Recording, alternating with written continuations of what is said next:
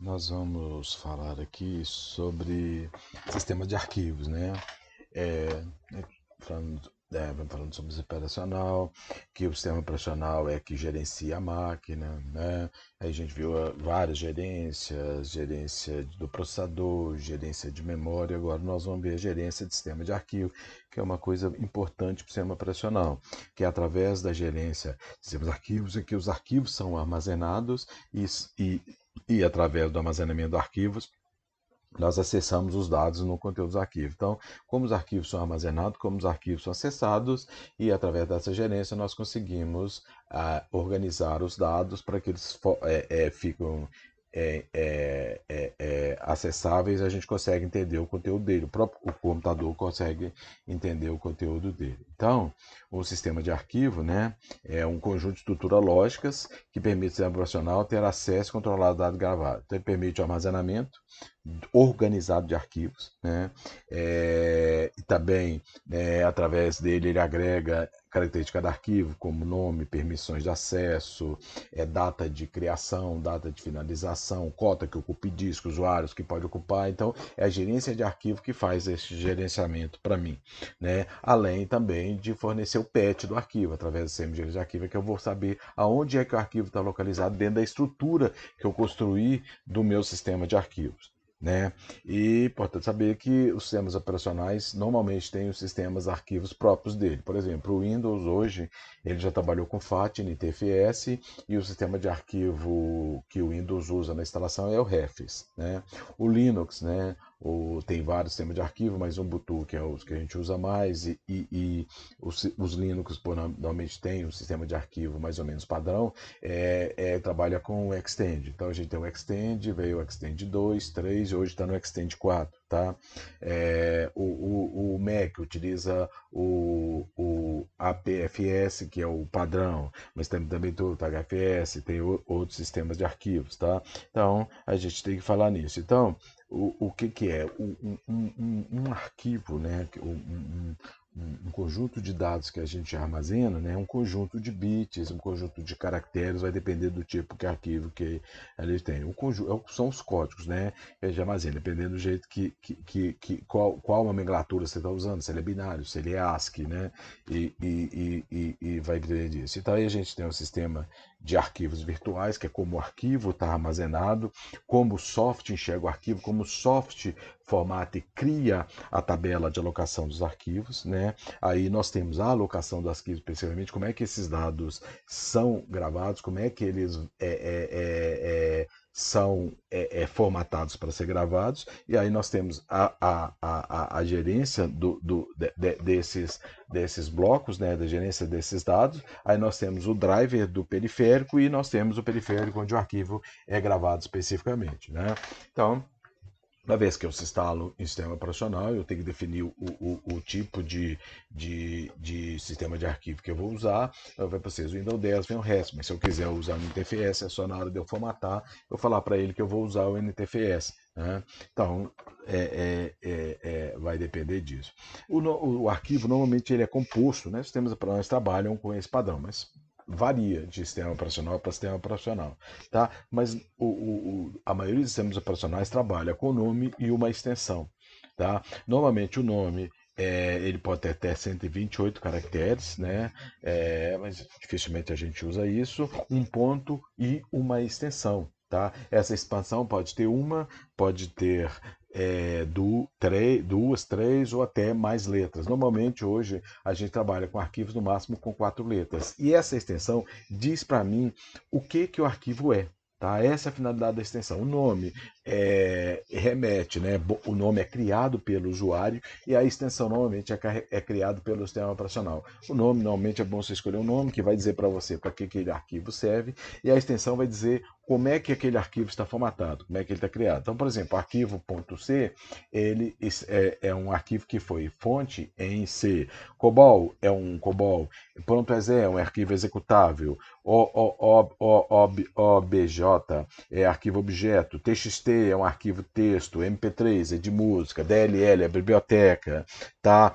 Doc é documento, ODF é o do write. Então, normalmente os arquivos têm esse padrão BKP de backup, que é exatamente para ajudar a gente a identificar os arquivos, tá?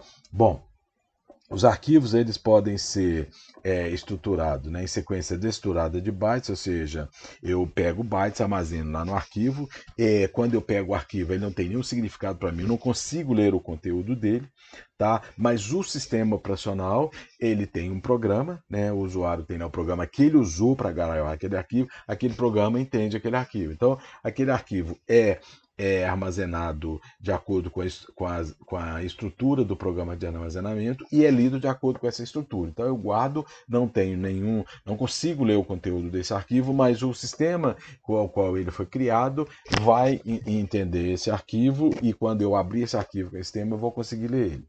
Em registro, normalmente ele é registro de tamanho fixo, né, e obedece uma estrutura interna. A finalidade de registro é você agregar dados iguais. Então, eu vou, por exemplo, gravar vários dados em um registro, e esse registro é composto por vários campos, né? Só que normalmente os campos têm mais ou menos esse tamanho. E a árvore de registro já são registros, né? Só que eles podem ter tamanhos variados. Tá? Então, a diferença de sequência de registro de árvore é porque os registros eles são de tamanho fixo na sequência de registro. Em árvore de registro, eles podem ter vários tamanhos, tá? E um apontando para o outro. Né? Aqui está um desenho mostrando mais ou menos o que cada um faz. Né? Os tipos de arquivos é como eles são guardados. O tipo de arquivo pode ser ASCII e binário. Normalmente ASCII ele é um arquivo do tipo TXT, ele é linha de texto, eles são exibidos impressos como eles são, então eu entro lá e consigo ver o conteúdo dele. Né? Então normalmente arquivo TXT são arquivos ASCII. Arquivo binário já são arquivos que não são ASCII. Normalmente os arquivos executáveis eles são binários. Eu não consigo entender o conteúdo deles, lembra, tá? Tem que o sistema que armazena o arquivo é que vai poder ler ele para a gente, ele tem a extensão dele que o sistema vai saber como ele está escrito e vai interpretar e executar os comandos ou mostrar ele na tela para mim. Tá? Bom, um método de acesso aos arquivos é como eu vou acessar arquivos. O método pode ser sequencial, ou seja, eu vou acessar na ordem que eles são registrados. Por exemplo, uma fita magnética, você tem que ler toda a fita para chegar num dado que está gravado no final do arquivo, eu tenho que ler todo ele. O CD também é dessa maneira, porque o CD ele é armazenado em espiral. Tá? Então, para ler o último registro, eu tenho que passar pelo primeiro. O acesso direto, não, eu já vou acessar o dado, eu tenho uma tabela que ele vai falar para mim, olha, esse arquivo está no lugar tal, na posição tal. Então, eu já vou lá direto nele.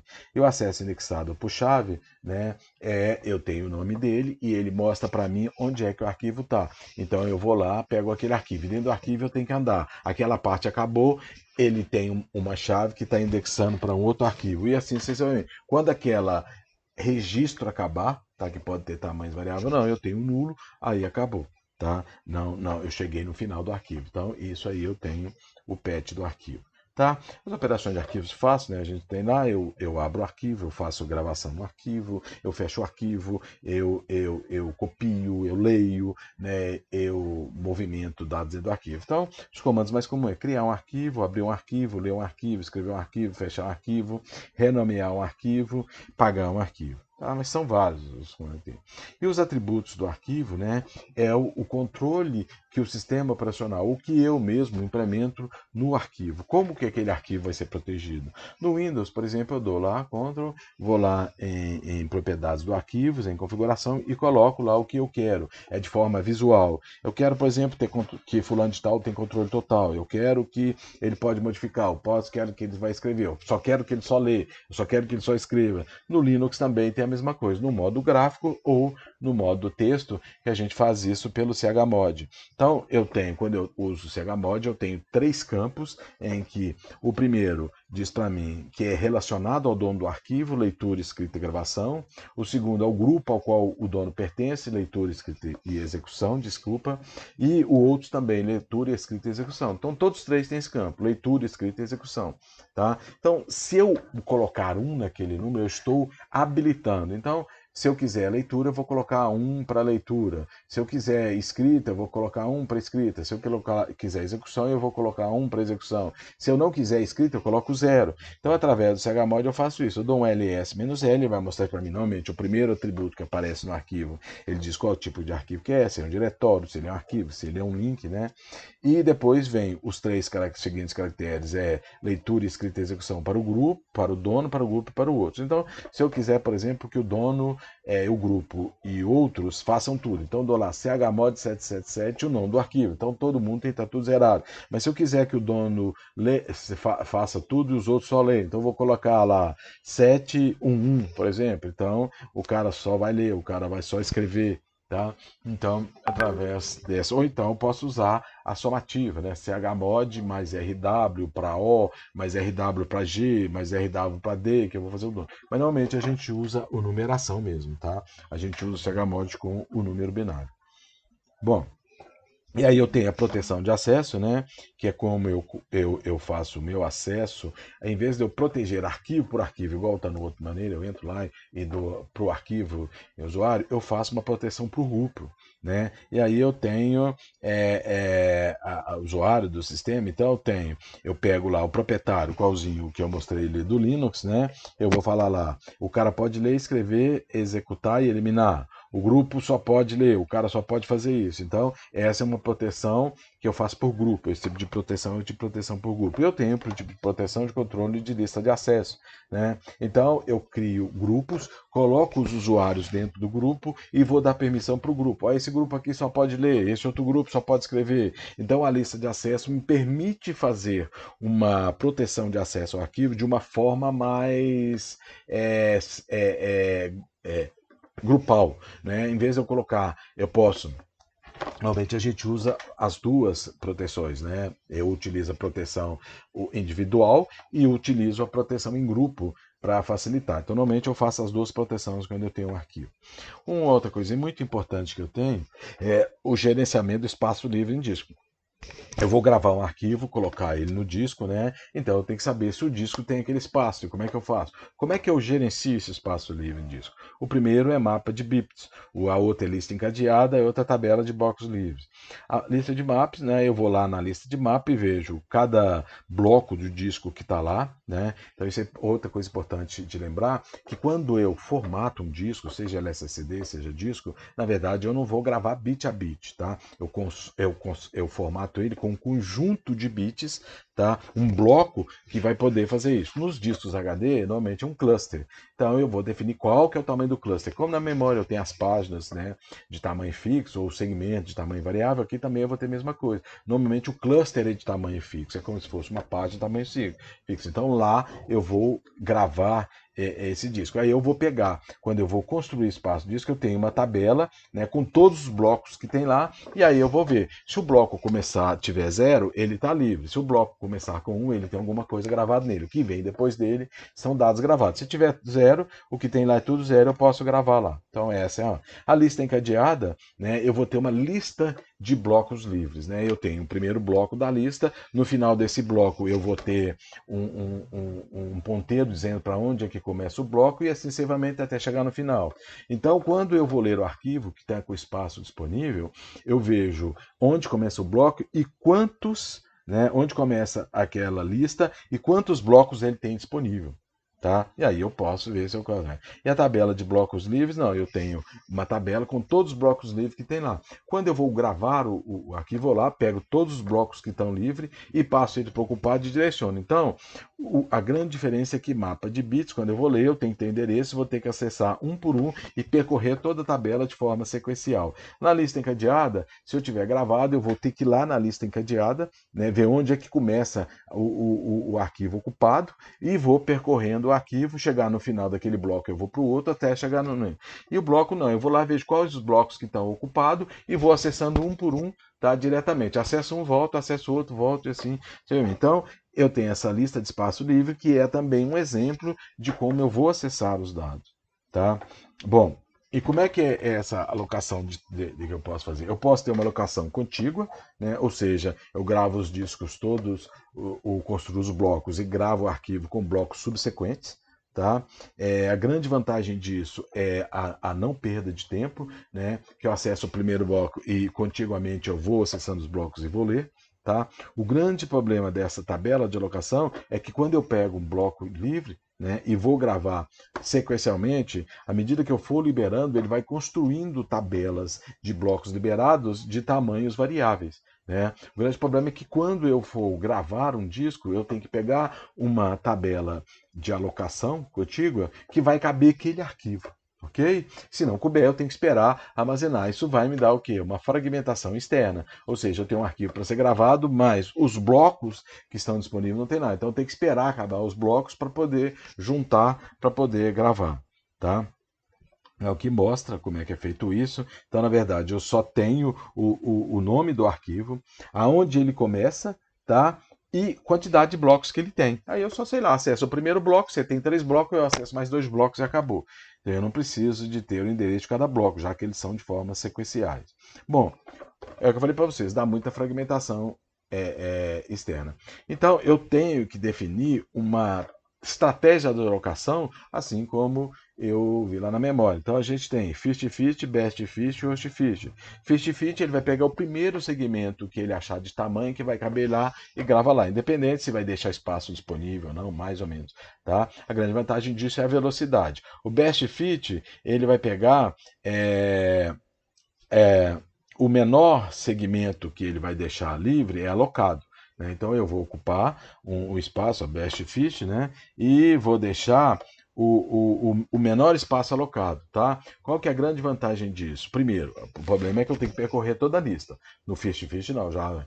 A grande vantagem disso é que eu vou ter sempre blocos grandes disponíveis. Tá? Então, se eu tiver muitos arquivos de blocos grandes para gravar, isso vai me ajudar. O Hostfit não, ele vai deixar o maior segmento disponível. Então, eu também tem que percorrer toda a tabela, ver qual é o maior tamanho e gravar onde vai ficar maior espaço disponível. Isso é muito bom quando você tem arquivos, muitos arquivos pequenos, tamanho pequeno. Então, você vai ter sempre espaço para guardar. Você não vai ter que esperar. Tá?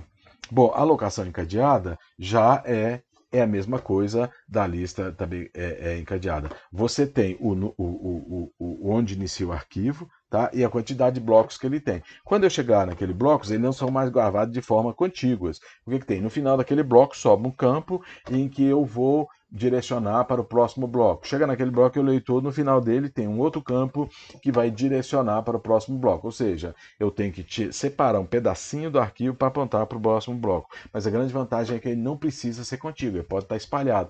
Então, nos sistemas que são altamente dinâmicos que a gente tem hoje, isso é interessante. Né? Eu não preciso ficar preocupado em ter um espaço disponível. Basta eu ter um espaço contíguo disponível. Basta eu ter o número de blocos disponível para poder guardar. Tá? Essa é a grande vantagem dele. É isso aqui o que está mostrando no desenho.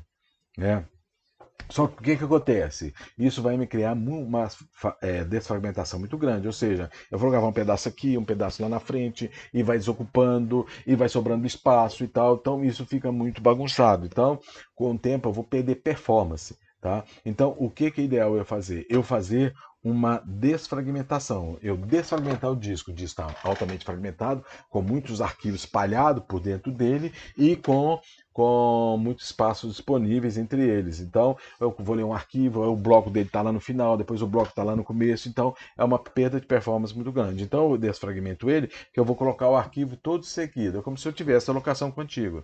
Se eu fizer isso de tempos em tempos, eu vou sempre estar melhorando a minha performance, né? Vou ter que deixar a fragmentação. Isso a gente usava muito quando eu tinha discos relativamente pequenos. Hoje, o disco de 1 tera, e se ele estiver muito cheio, muito difícil eu fazer essa desfragmentação. A perda de tempo é muito grande. Né? Se eu colocar um disco fragmentado de 1 tera, você vai gastar 1, 2 dias para desfragmentar. Então, hoje a gente já não faz muito essa desfragmentação, só em último caso mesmo.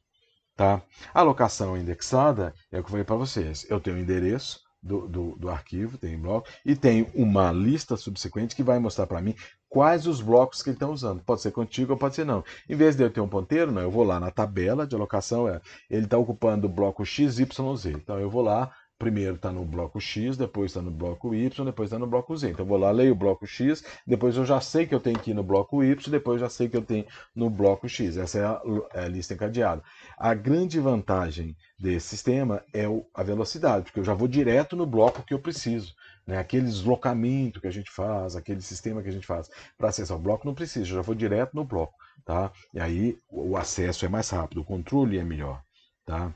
Bom, eu falei para você, da fragmentação interna é quando eu tenho tamanho de blocos, né? Eu criei blocos de tamanho muito grande e eu estou gravando arquivos pequenos. Então, aquele arquivo que é gravado, aquele espaço que é sobrado, eu não tenho como usar ele. Então, isso é fragmentação interna. Então, blocos pequenos, eu tenho muita perda para fragmentação, mas em compensação, eu tenho uma tabela de alocação dos blocos maior. Então, vai depender, né? Eu tenho que achar um bom senso entre esses dois aí. O tipo de arquivos, né? Já falou como é que vai gravar, como é que vai fazer. Agora, como é que é feito isso? Então, qual que eu vou usar? Lista encadeada, alocação contígua, alocação fragmentada,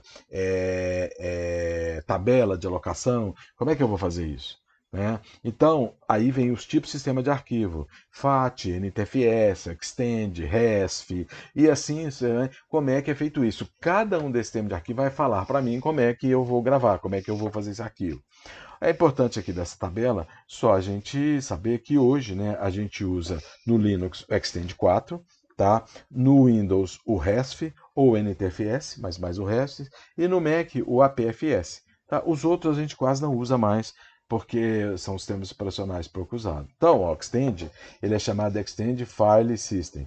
Tá?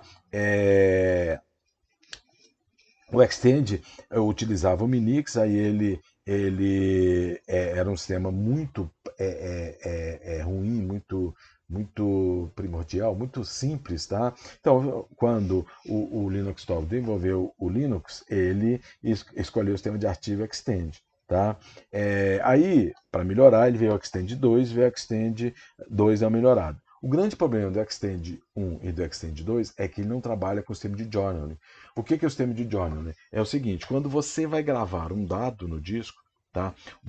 Quando você vai gravar um dado no arquivo, você abre o arquivo e fica gravando os dados, e o arquivo fica aberto.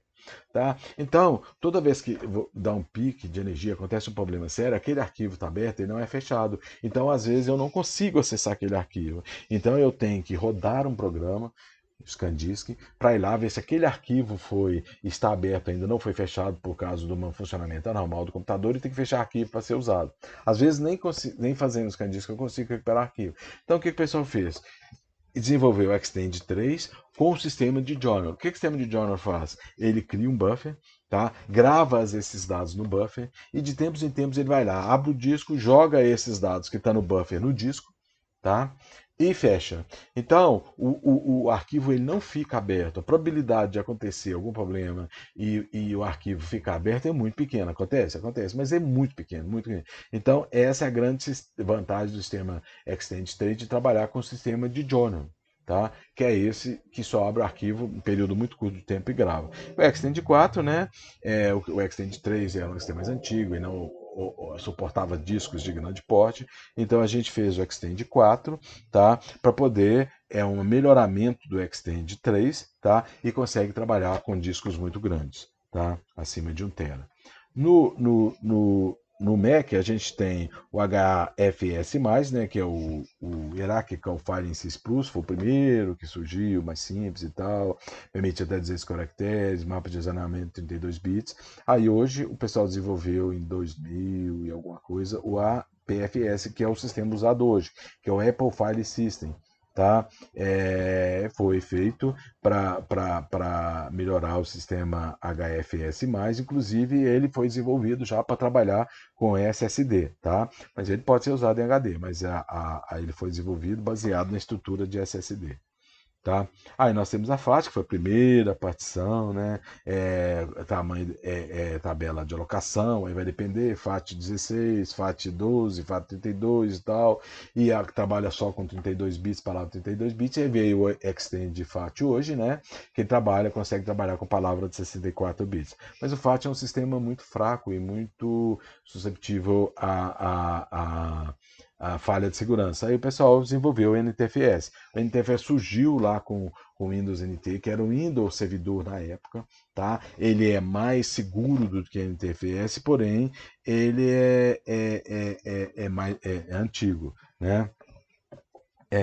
Aí o pessoal fez o RESF, né? Porque o grande vantagem do RESF, né, é que ele tem automaticamente, ele fica fazendo checagem de disco, tá? Ele se ele vê que tem alguma coisa errada, ele já automaticamente já faz, e ele foi feito para trabalhar com RAID, tá? Então é um sistema mais seguro e mais veloz. Bom, aí o resto trabalha com 4 níveis, né? Eu tenho a tabela, os diretórios, os dados, né? E a extensão do arquivo na qual ele fica trabalhando e checando os erros, tá? Trabalhando com o Extend 4 é o Journal, que eu já falei. O MBR, né?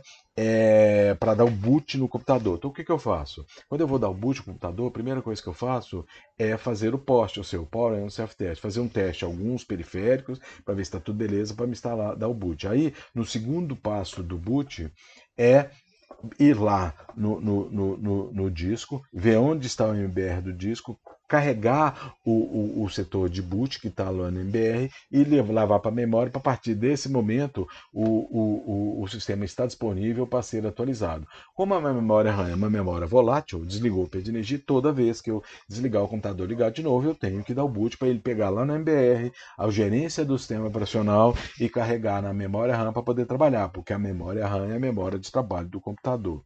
Okay? O grande problema do MBR é que ele só trabalha com 2 teras de tamanho de disco e suporta até 4 posições primárias só. Tá? Ele pode trabalhar com 4 partições primárias ou partições primárias e partições secundárias. Dentro dessas partições secundárias eu crio partições estendidas e dentro de cada partição secundária eu posso até 128 partições estendidas. Só que é o seguinte, eu tenho que ter pelo menos no MBR uma partição primária, que é a partição de boot do sistema, tá? E ela fica sempre gravada no nível 0, tá? Então, tá aqui o desenho de como é que é feito, partições primárias, 4 posições estendidas, né? Eu posso trabalhar, e aí vai criar a minha tabela de formatação disso, a minha tabela de alocação do meu sistema, tá? A BIOS, né? Ela é o sistema que faz para dar boot, né? Quando eu ligo o sistema, eu vou lá na BIOS, leio o post, que é um programinha que está lá dentro. Então a BIOS é um programa que está em hardware. Ele vai lá ver o que ele está fazendo. Ele trabalha com disco de 2 teras, tá?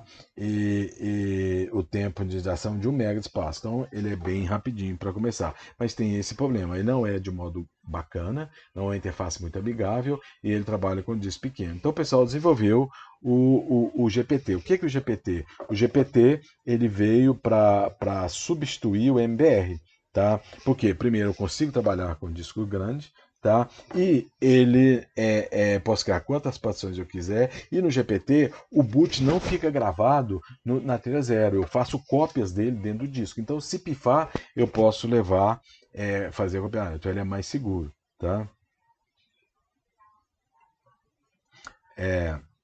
Aí o GPT, né, eu posso trabalhar com um único disco, eu posso trabalhar posso fazer RAID, ou seja, sistema distribuído, ou posso fazer sistema estendido, tá? Coisa que a BIOS não permitir. A UEFI, ela também veio para substituir a BIOS, tá? Assim como a GPT veio para substituir a MBR, a UEFI veio para substituir a BIOS, tá?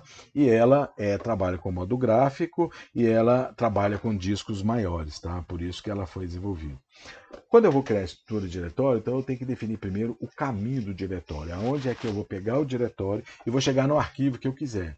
Eu tenho que ter pelo menos um diretório padrão, que é o diretório raiz. Né? No Windows é o C, no D é o barra, no Linux é o barra, então tem que ter pelo menos isso. Agora, eu posso ter o sistema de diretório único, é onde é o C que eu tenho e coloco todos os arquivos lá, ou como é o barra também, eu posso criar um sistema de vários diretórios, como por exemplo no Linux eu tenho barra boot, barra dev, barra bin.